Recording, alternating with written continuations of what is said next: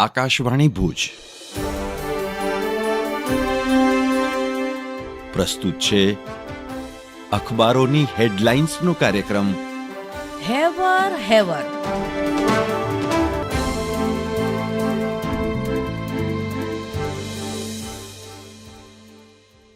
નમસ્કાર, હું જયેશ રાવલ.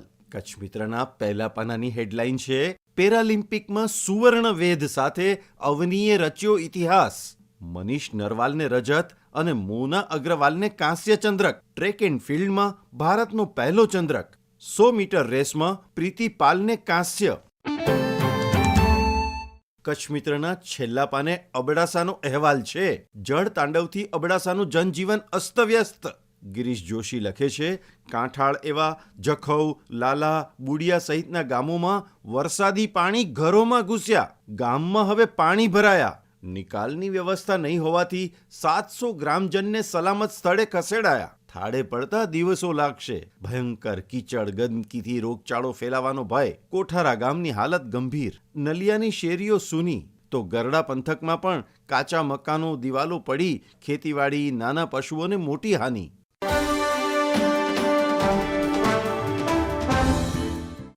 અમિકાર્યા. દિવ્ય ભાસ્કરમાં અંદરના પાને સમાચાર છે, પાણીનો પ્રવાહ જારી. સતત 6 દિવસ રહેલા વરસાદી માહોલે અન્ય વહેણોને પણ હમીસર તરફ ધકેલ્યા. પાટિયા પુલ મંગળવારે બંધ કરાયો તોય ઓગનમાંથી પાણી વહી રહ્યું. ભારતનગરના નાળામાંથી વહેતો પાણીનો ધોધ ધીમો પડતા શહેરના નીચાણવાળા વિસ્તારમાં રહેતા લોકોને રાહત.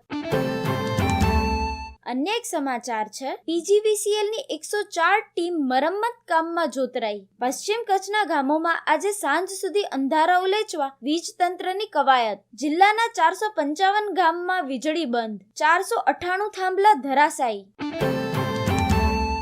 દિવ્ય ભાસ્કરના છેલ્લા પાને સમાચાર છે, માંડવીમાં 4 દિવસમાં 36 ઇંચ વરસાદથી અનેક વિસ્તારો બેટ.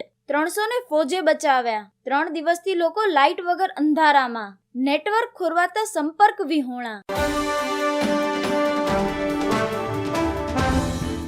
નમસ્કાર, હું મનોજ સોની. ગુજરાત સમાચારની આજની હેડલાઇન છે કે યુપીમાં 60,000 કોન્સ્ટેબલ માટે 48 લાખ અરજી. બેરોજગારી ઘટ્યાના દાવા પોકળ. પોલીસ વિભાગમાં એક પદ માટે 80 ઉમેદવારો. સંખ્યા 5 વર્ષમાં બમણી. અંદરના પાને સમાચાર છપાયા છે કે કચ્છમાં 2800 લોકોને શાળાઓમાં આશરો અપાયો. પાણીમાં ફસાયેલા 250 ને ઉગારાયા. ભુજ, મુન્દ્રા અને લખપતમાં 35 પશુના મોત. ગુજરાત સમાચારના અન્ય એક સમાચાર છે કે કચ્છમાં વરસાદને કારણે એસટીની 350 ટ્રીપ રદ. 9 લાખનું નુકસાન. 212 ટ્રીપના ઓનલાઈન રિઝર્વેશન રદ કરાયા.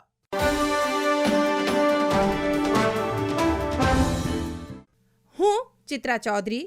સંદેશના અંદરના પાને હેડલાઇન છે, કચ્છમાં વરસાદથી પાકને નુકસાન ઉપરાંત જમીનોનું વ્યાપક ધોવાણ. વરસાદ નહીં અટકે તો કપાસ, એરંડા અને મગફળીને વ્યાપક નુકસાન. કિસાન સંઘના પ્રમુખે ખેડૂતો પાસેથી માહિતી મેળવવાનું શરૂ કર્યું.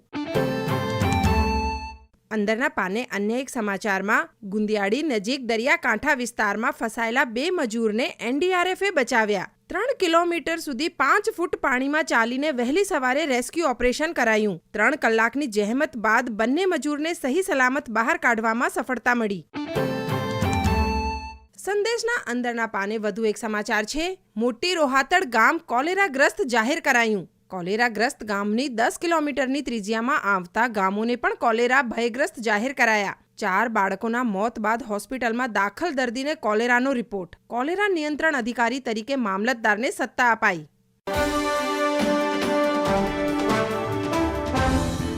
હું નીરજ મચ્છર. ગુજરાત માથે મંડરાયેલા આસના વાવાઝોડાને વિનાશક કે પ્રચંડ નહીં પણ દુર્લભ ગણાવાયું હતું. હેબરમાં જાણીએ આસના વાવાઝોડાને દુર્લભ કેમ કહેવાયું અને ગુજરાત સહિત દેશમાં ક્યારે આવું થયું હતું.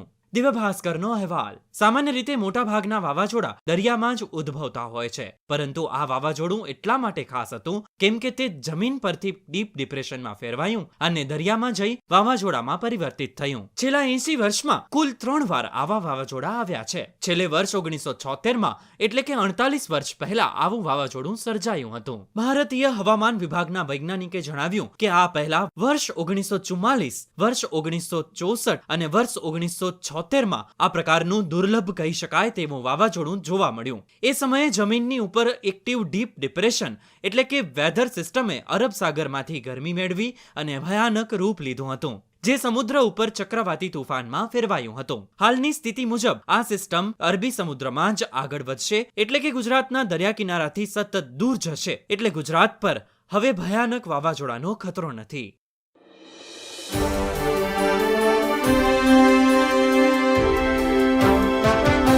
અખબારોની હેડલાઇન્સનો કાર્યક્રમ હેવર હેવર